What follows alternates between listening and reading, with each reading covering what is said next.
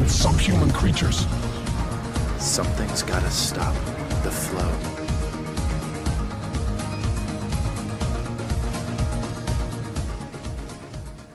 It was the continuous ear-piercing, blood-curdling screaming that pulled her back into the realm of consciousness. It was the kind of scream that would make you jump out of bed at night ready to run or fight whatever had caused it.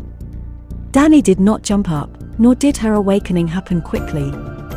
She faded back into existence into the dark world behind her eyelids. Her body was still heavy, unwilling to bend to her desire to move. Something in the haze of her own mind did recognize the peril, and tried to pry her eyes open by pure will.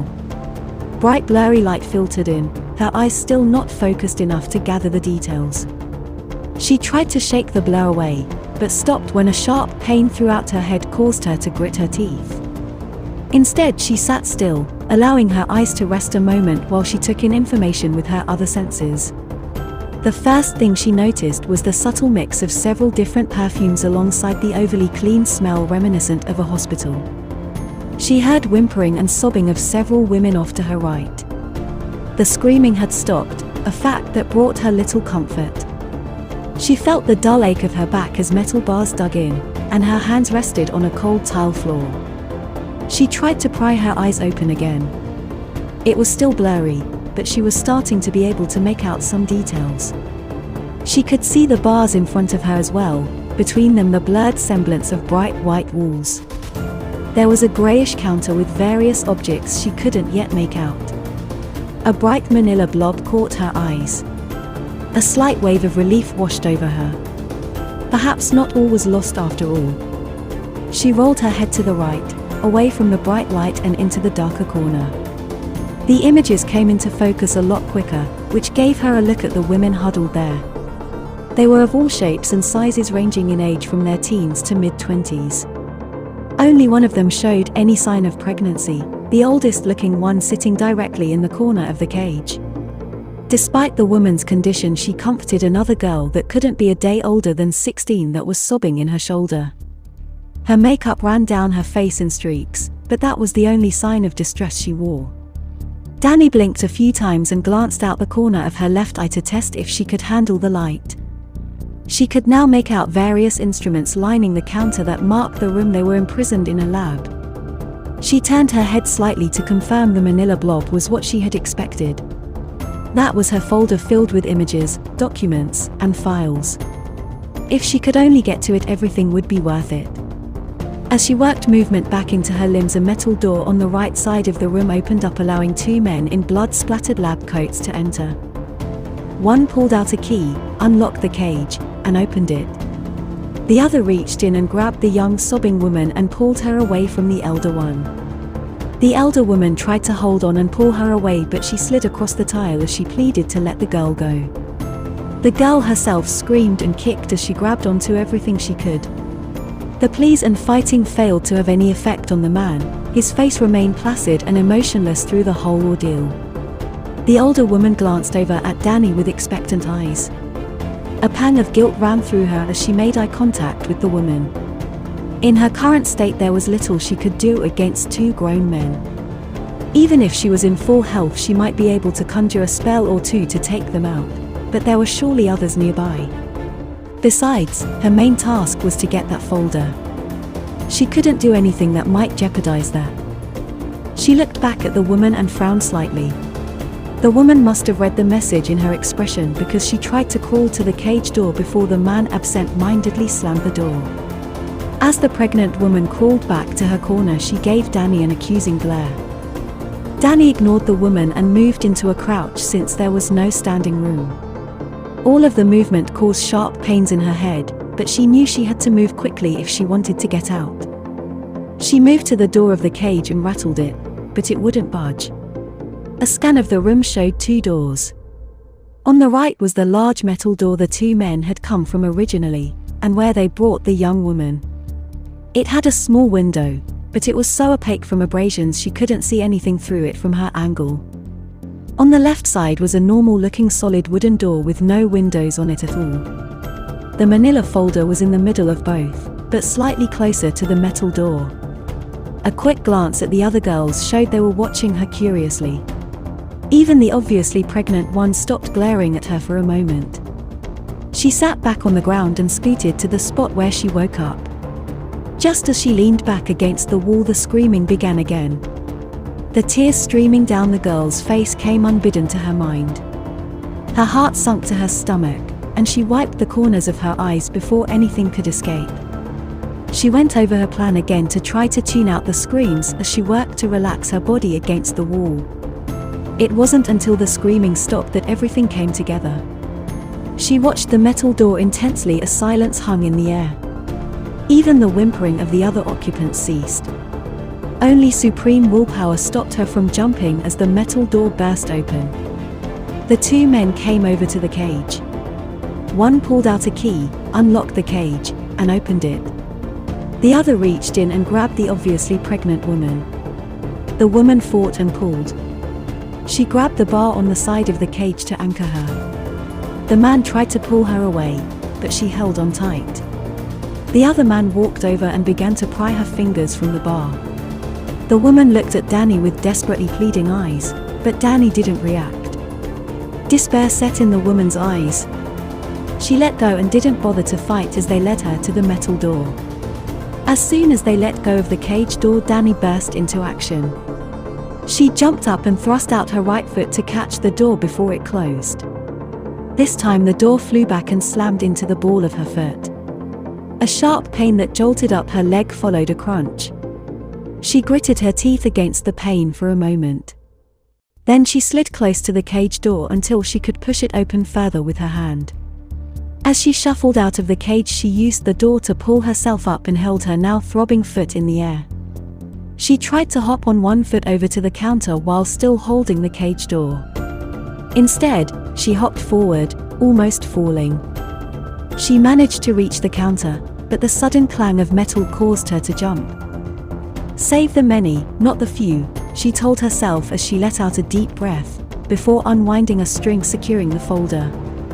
Inside there were photographs, documents, detailed lists of times, and a couple of crystals containing video. She heaved a sigh of relief when she noticed everything was still there, tied it closed, and tucked it under her arm.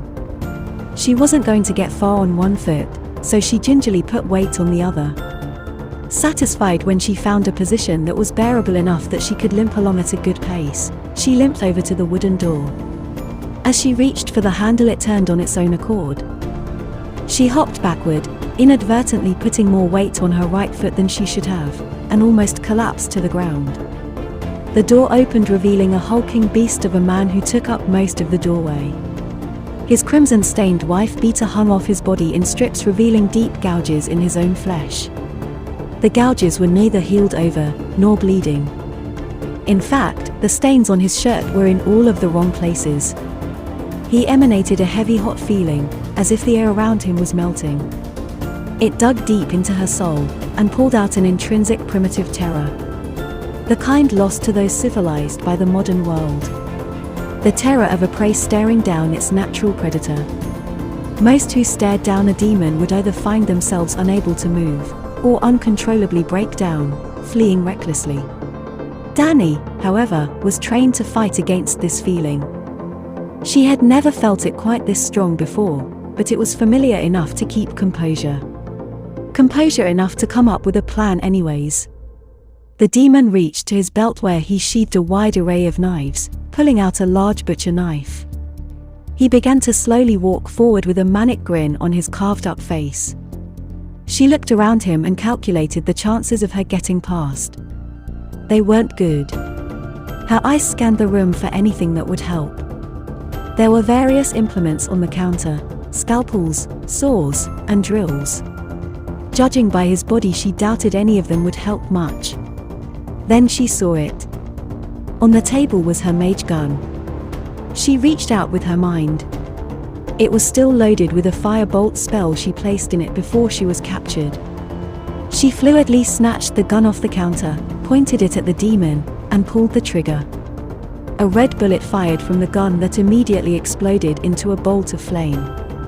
The bolt blasted through his chest, causing a large hole with burns around the edge. He looked down at the damage, then snarled as the wound healed with fresh unscarred skin. As soon as the flesh finished healing, he lifted his left arm, reached over with the butcher knife and cut the newly formed skin. This gash looked much like the others and failed to heal up like the hole from the shot. Lethal shots apparently weren't going to get her anywhere. She fired a bolt through his right thigh and another through his left shin, then took advantage of the moment he took to heal his legs, and pointed the mage pistol at his head. She took a deep breath, then pulled the trigger. The bolt fired true and shot straight towards his head, but instead hit the hand holding the butcher knife as he blocked the bolt with inhuman speed. The hand exploded, causing the demon to scream silently in rage. With its left hand he grabbed at the butcher knife, now lodged deep in his right eye. She didn't stand by to watch him pull it out. The way he flailed still made it impossible to get past, but she did have one more option left. The metal door just behind her was not a great option, but it was the best shot she had. She quickly hobbled to the door, flung it open, and hurried inside. In her rush she slipped on the slick floor and tried to catch herself on her right foot. Her leg crumpled beneath her and she landed on a sticky wet floor. The crimson liquid now covered her face and soaked into her clothes. She tried to get up using her arms, but they slipped, failing to give enough purchase to stand. She finally settled for kneeling and looked for where her mage pistol was. It had skid underneath an operating table, and sat in a pool of blood beneath it.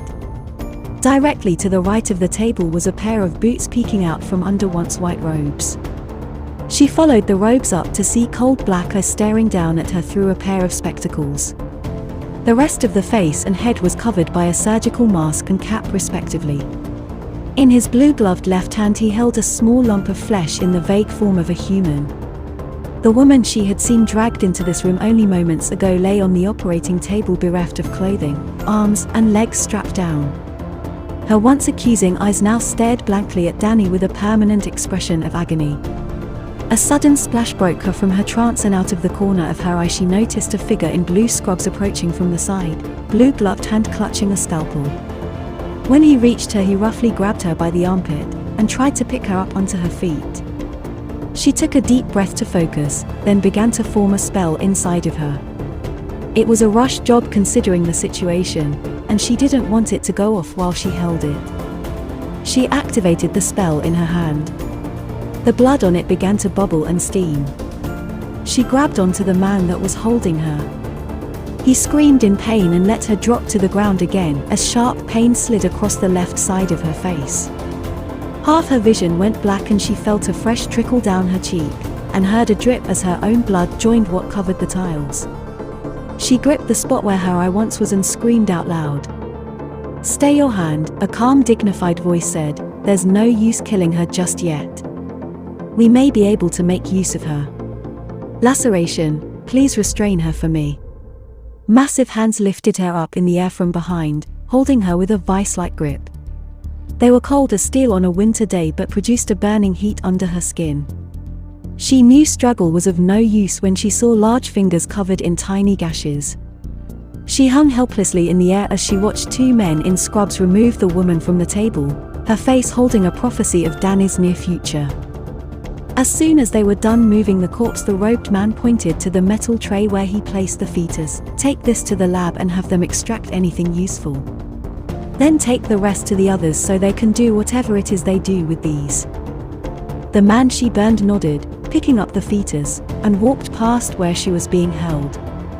The robed man gestured for her captor to come to the table. He lumbered forward, and unceremoniously dropped her on it, causing pain to well up in all of her injuries at once, while the remaining man in scrubs secured her arms and legs to the table, with her legs splayed out. She had to do something to stall him to come up with a plan. The folder was still laying on the ground where she fell. She just needed time to think of something.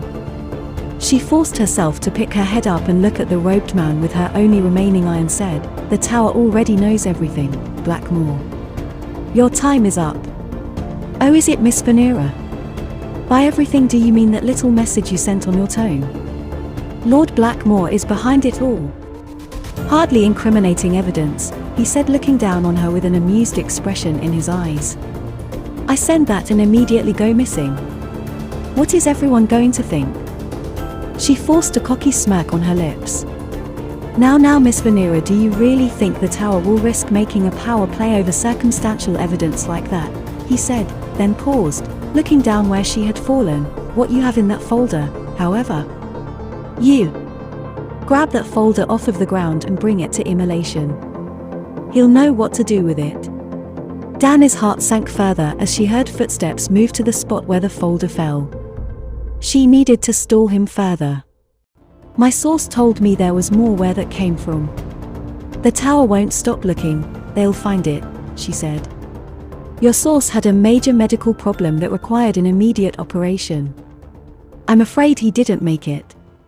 Which brings me to what I am going to do with you. I'm afraid you've been a major thorn in my side, Miss Vanera, he said, looking away and bringing his pointer finger to where his lips would be. Then he snapped his fingers as he looked back at her. You know, while you are here I might as well check you. You never know what young people are up to in this age, and there is no use in wasting perfectly good material. Blackmore picked up a long thin yellowish clear crystal rod from his tool tray. At the bottom it had a plastic handle with a digital readout and a couple of buttons. Recognize this? I see by the look on your eyes that you do, he said before putting the rod back down on the tray. She tensed as he unbuttoned her blood-soaked blouse up to her navel, and her skin crawled as the cold crystal rod was pressed firmly against her abdomen.